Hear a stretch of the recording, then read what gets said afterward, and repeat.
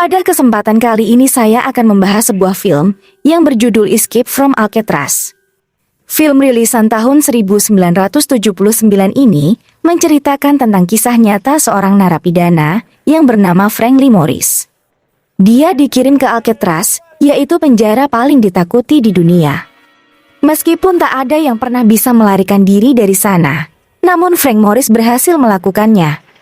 Sebelum lanjut, sebaiknya kalian subscribe dulu agar tidak ketinggalan cerita seru selanjutnya. No one's ever busted out. Hey, maybe there's a way out. Frank Lee Morris lahir pada 1 September 1926 di Washington DC dan menjadi yatim piatu pada usia 11 tahun. Dia menghabiskan masa kecilnya di panti asuhan, kemudian dihukum karena tindak pidana pertamanya pada usia 13 tahun. Ia juga ditangkap karena berbagai kejahatan, mulai dari kepemilikan narkotika hingga perampokan bersenjata. Kemudian Morris kembali ditangkap karena perampokan besar-besaran di Miami dan menjalani hukumannya di Florida dan Georgia. Namun kemudian ia melarikan diri dari lembaga pemasyarakatan negara bagian Louisiana dan ditangkap setahun kemudian karena perampokan bank. Morris merupakan salah satu narapidana yang memiliki tingkat kecerdasan tinggi dengan IQ 133. Dia ditangkap kembali setahun kemudian saat melakukan perampokan dan dikirim ke Alcatraz pada 20 Januari 1960. Alcatraz sendiri merupakan penjara dengan tingkat keamanan tinggi di Amerika dan terletak di sebuah pulau dengan perairan dingin dengan arus yang kuat. Jarak daratan terdekat dari Alcatraz lebih dari 2 km, sehingga tak ada narapidana yang berhasil kabur dari penjara tersebut. Sesampainya di Alcatraz, seluruh tubuh Morris diperiksa oleh dokter.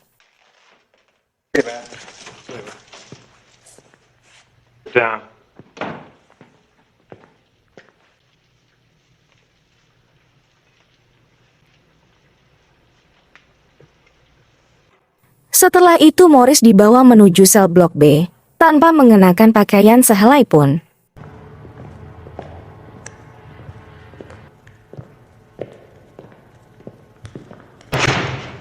Welcome to Alcatraz.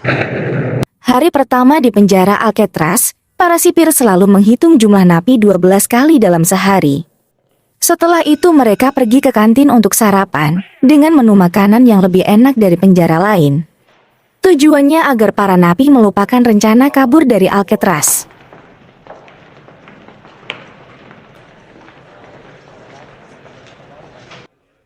Morris duduk di depan seorang napi yang bernama Litmus, namun tak lama kemudian terlihat napi lain yang bernama Wolf. Wolf mengejek Morris dengan cara ia memakan pasta, hal itu pun membuat Morris tidak berselera makan.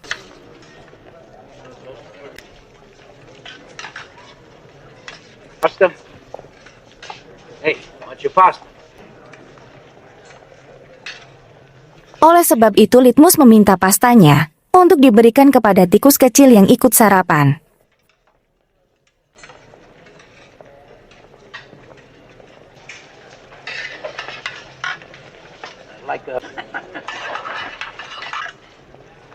Setelah selesai sarapan, Morris dipanggil oleh kepala penjara.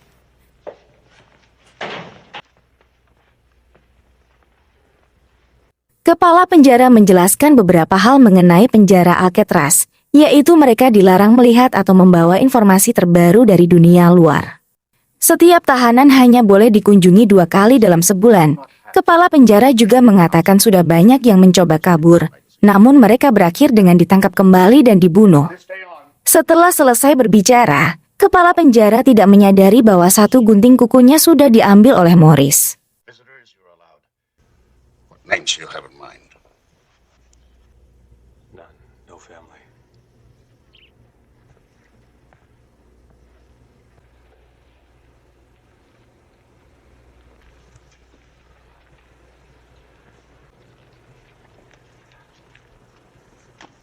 Tak lama kemudian saat para tahanan sedang mandi, Morris dihampiri oleh Wolf. Wolf meminta Morris untuk menjadi pendamping hidupnya. Hal itu pun membuat Morris kesal hingga menghajar Wolf.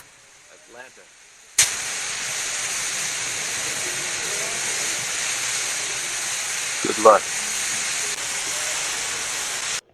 Setelah itu, Morris diantar menuju perpustakaan penjara dan bertemu dengan napi yang bernama Inglis.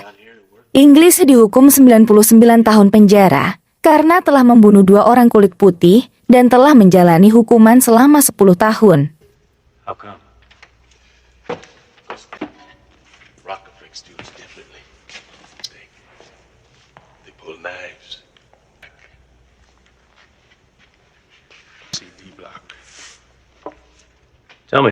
Kemudian Morris ditugaskan membagikan buku kepada para tahanan lain.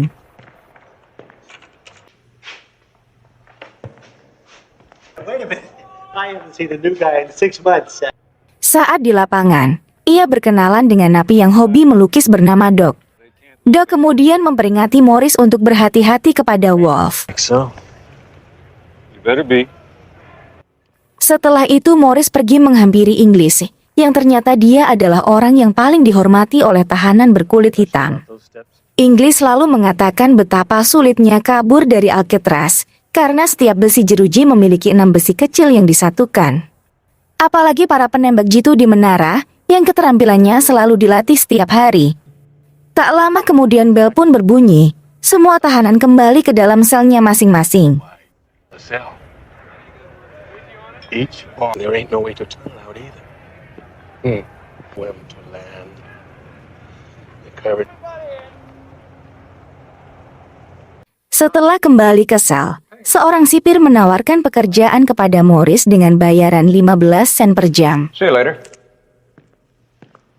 Keesokan harinya, saat Morris sedang mengobrol dengan Doc, tiba-tiba Wolf datang dengan membawa sebuah pisau.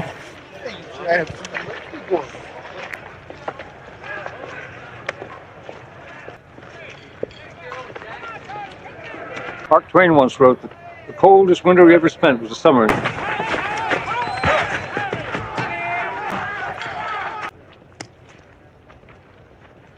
Setelah perkelahian itu, mereka berdua dibawa menuju sel blok D, yaitu sel tanpa cahaya dan udara, yang konon bisa membuat orang yang menempatinya menjadi gila. Oh, you get out.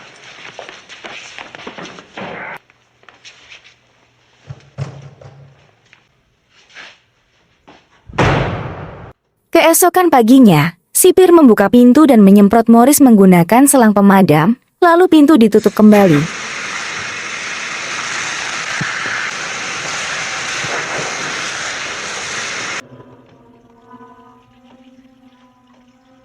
Singkat cerita, beberapa hari kemudian, Morris akhirnya dipindahkan kembali ke selnya. Going back to your cell.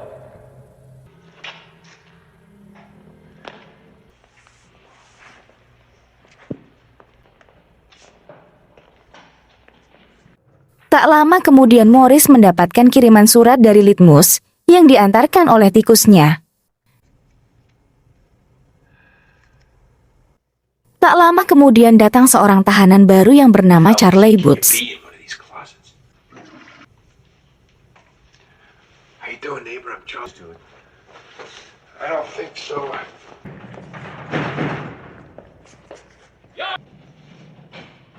Collar. Di lapangan, Charlie berkenalan dengan Litmus dan Doc. Say, you play Doc. Charlie Butts. Very inspiring. Sementara di sisi lain, kepala penjara sedang memeriksa kamar tahanan, salah satunya adalah kamar Doc. Ia menemukan sebuah lukisan dirinya dengan wajah sinis, karena hal itulah ia mencabut izin melukis untuk Doc.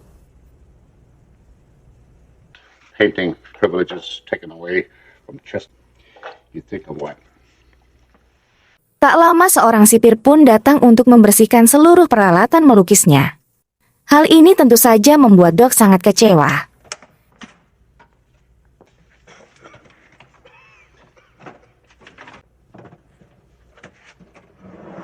All I have.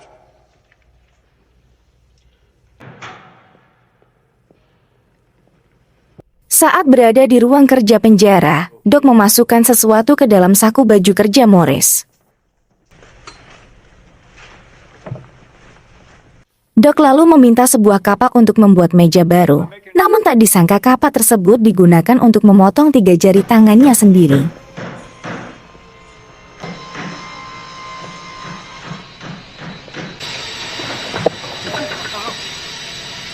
Semua orang tampak terkejut dengan kejadian itu. Setelah kejadian itu, Doc tidak pernah terlihat lagi.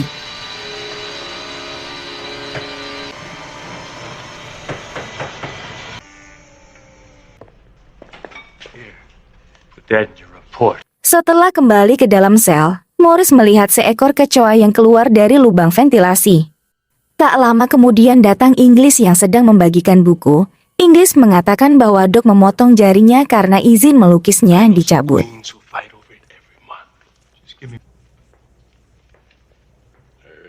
Somebody took away his painting privileges.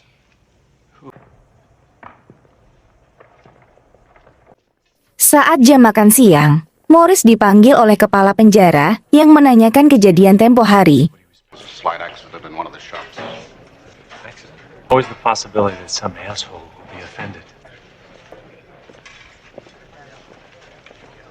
Setelah itu, Morris bertemu dengan napi bersaudara yaitu John Anglin dan Clarence Anglin. Warden said he knew just the place for us. Dua bersaudara itu dipindahkan ke Alcatraz setelah kabur dari 2 penjara sebelumnya. Mereka berdua tidak berniat tinggal lama di penjara manapun. Another shift is still 11 west. Yeah, but we didn't like the accommodation. Wonder what I'd be like after 15 years here.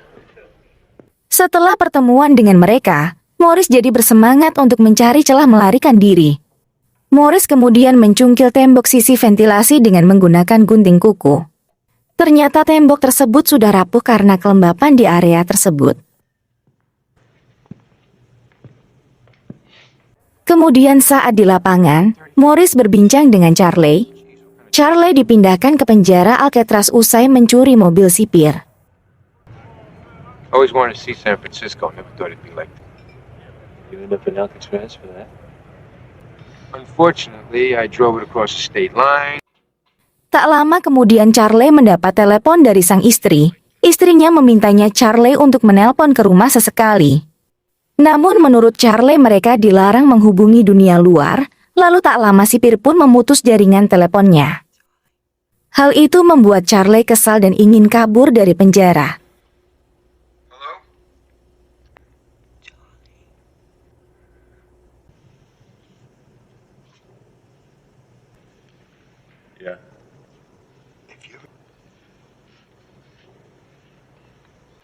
Saat mereka sedang makan, Morris memberitahu mereka bahwa ada jalan keluar dari penjara. Dia akan mencongkel tembok sisi ventilasi yang sudah korosi, lalu untuk menutupi lubangnya dia akan menggambar ventilasi di sebuah karton dan menutupinya dengan gulungan handuk atau apapun. Mereka juga harus membuat kepala boneka yang menyerupai manusia untuk mengelabui sipir.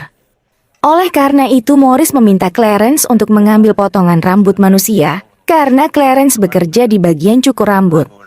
Morris juga menugaskan John Anglin untuk mencuri beberapa jas hujan dan lem perekat untuk membuat rakit dan pelampung.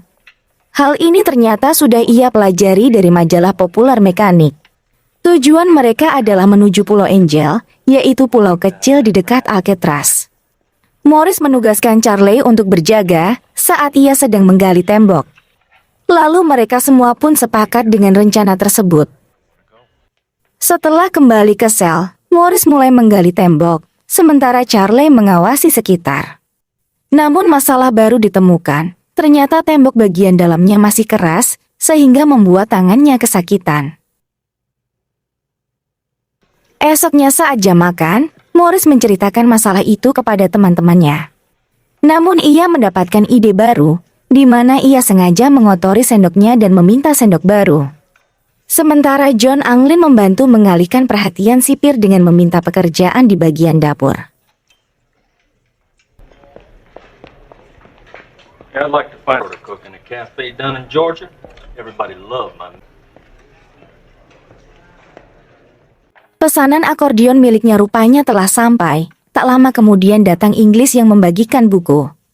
Morris lalu bertanya bagaimana cara menyatukan logam di dalam sel. Namun Inglis meragukan rencana melarikan diri itu. Day that I've been on this rock that I didn't think of. Singkat cerita, Morris meminta koin kepada Litmus dengan imbalan 10 kumbang untuk tikusnya.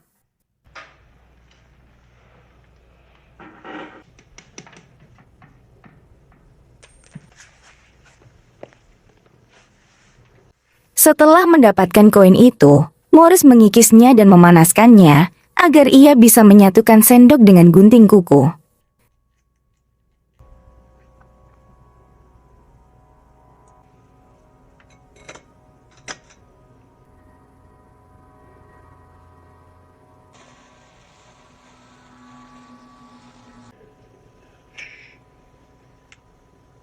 Setelah berhasil dilakukan, Morris mulai mengikis tembok lagi.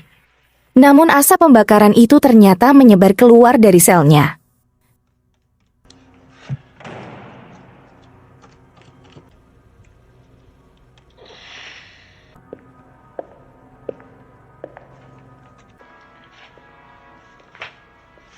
Tak lama kemudian sipir mencium bau bakaran itu dan bertanya kepada Morris. Namun Morris mengatakan bahwa ia tidak mencium bau apapun. Setelah sipir pergi, Morris kembali mengikis tembok. Namun lagi-lagi Morris menemukan masalah baru, ternyata besi ventilasi ditanam ke dalam tembok.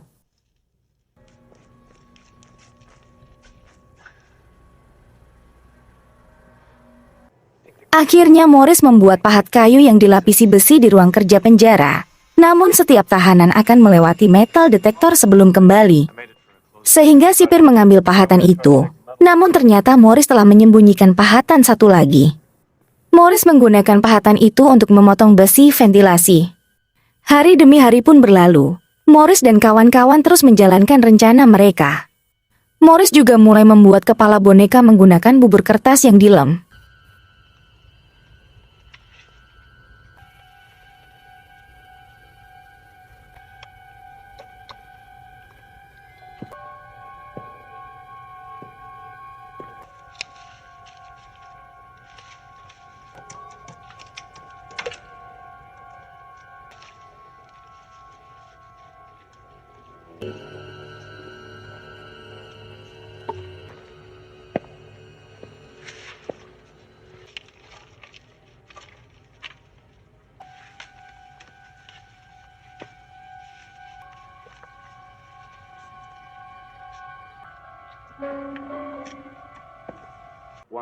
Sedangkan Charlie meminjam alat lukis kepada sipir untuk membuat replika ventilasi.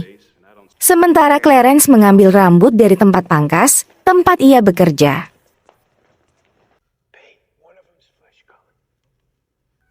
Setelah boneka itu selesai, Morris mengecatnya dengan warna menyerupai kulit dan mulai menempelkan rambut yang sesuai dengan warna rambutnya.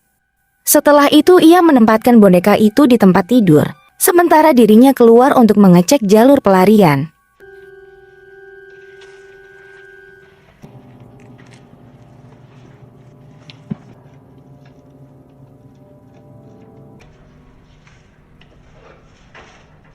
Tak lama kemudian sipir datang mengecek para tahanan. Namun Morris sudah naik sampai ke lantai 3. Namun ternyata lubang ventilasi utama ditutup oleh jeruji besi.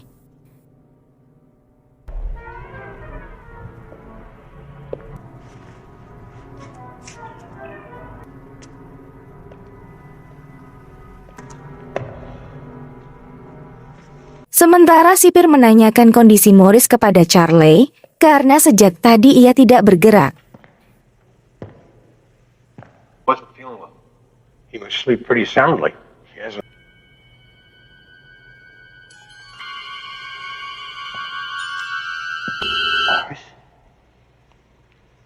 Esoknya mereka kembali membahas rencana pelarian itu. Sejauh ini rencana mereka berjalan dengan lancar.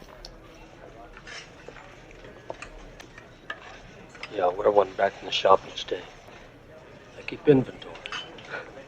Kini Morris dan John mulai melanjutkan rencana selanjutnya, yaitu membongkar saluran ventilasi utama. Namun ternyata hal itu tidaklah mudah, mereka membutuhkan bor dan senter untuk membongkarnya. a metal hood. Look at it on the iron up outlet here. You just get a motor and a drill bit. Saat berada di ruang kesenian, Morris meminta Litmus untuk mengambil mata bor dengan imbalan makanan penutup. Setelah acara selesai, Morris mengambil kipas angin kecil dari meja. Use this.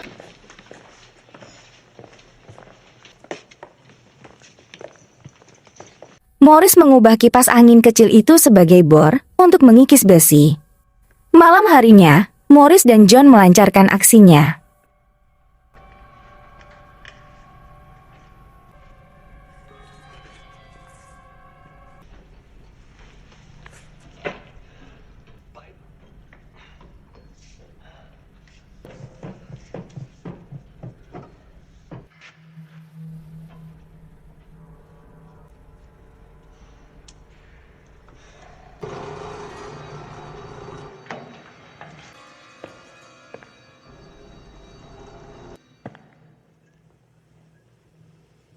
Keesokan harinya Morris menanyakan progres pembuatan rakit kepada John. Ia pun menargetkan hari Selasa rakit itu akan selesai.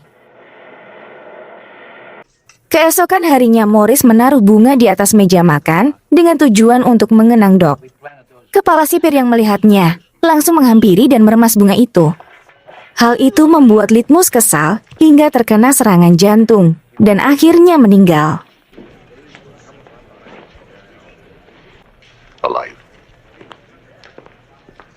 Malam harinya, Morris berjabat tangan dengan Inggris dan mengucapkan selamat tinggal.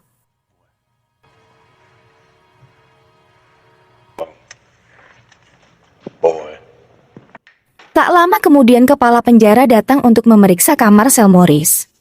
Beruntung replika ventilasi buatannya tidak dicurigai oleh kepala penjara.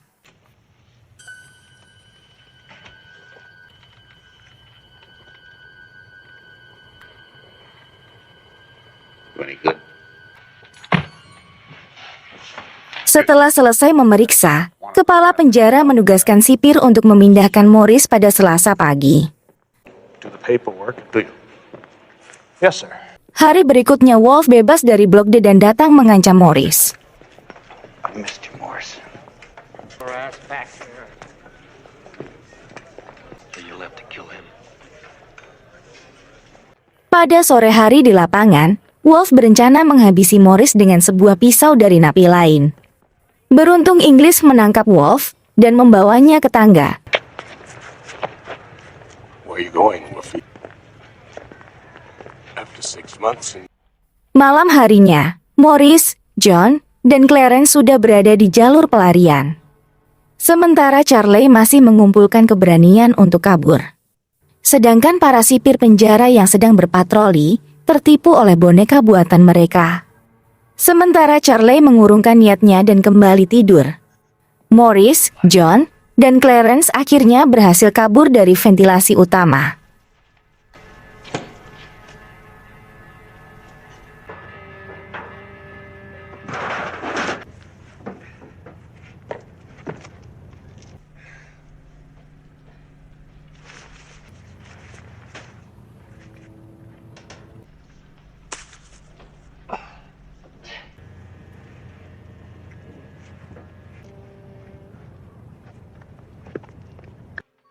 Lalu tiba-tiba Charlie bertekad untuk melanjutkan kabur, namun ia menginjak kabel sehingga terjadi korslet.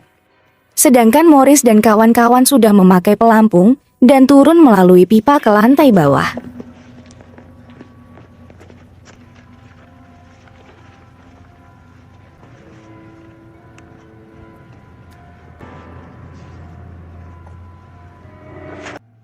Namun sayangnya pelampung milik Clarence tersangkut dan rusak.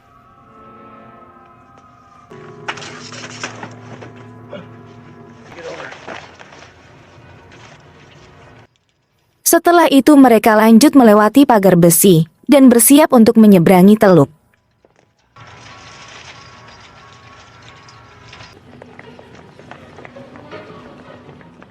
Sedangkan di sisi lain, Charlie sedang melompat-lompat untuk meraih jeruji besi. Sesampainya di pinggir laut, Mereka mulai meniup raki dan berenang ke tengah laut.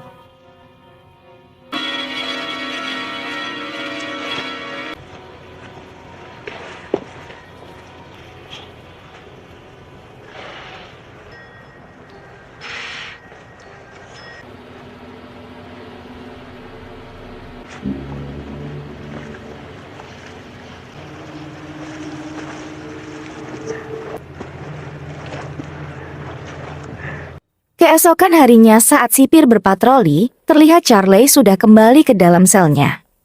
Saat membangunkan Morris, sipir terkejut karena sudah tertipu.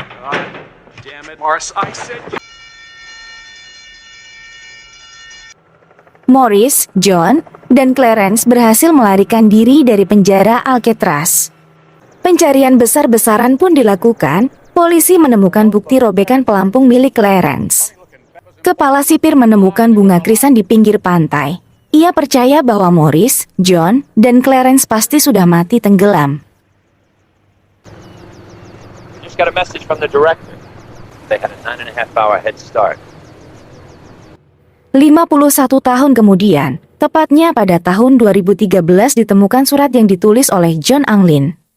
Surat itu berbunyi, "Nama saya John Anglin. Saya melarikan diri dari penjara Alcatraz pada bulan Juni 1962 dengan saudara saya Clarence dan Frank Lee Morris.